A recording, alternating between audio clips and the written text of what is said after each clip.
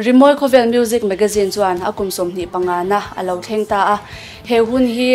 October ni somthum pakhat zana le November ni khat zana Dorpui Multipurpose Hall a ropui taka lomtum ani October ni somthum pakhat zan bi khi Rimoy Khovel Music Magazine leitu le editor la Phuathiam ni bok pupi sigal chakima puala tribute concert a hunman ani anga November ni khat zana hian kum sang hli achanga sang hi somni panga chunga mizo zinga zai le Rimoy manga miming chate hena award le special award sem chwa ani yang he hun min lo man pui tur hian mizoram mi puite in zawai in kan som cheu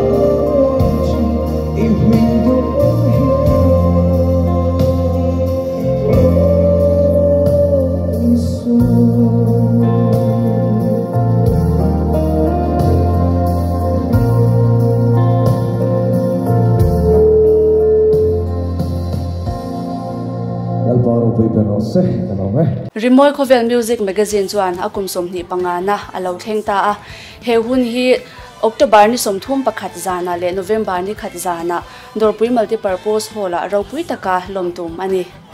October ni somthum pakhat zan bi khi Rimoi Khovel Music Magazine leitu le editor la Phuathiam ni bok pupi sigal chakima puala tribute concert a hunman ani anga November ni khadzana hian kum sang hli achanga sang hli somni panga chunga mizo zinga zaile rimoi manga miming chate hena award le special award sem chwa aniang he hun min lo man pui tur hian mizoram mi puite in zawai in kan som che u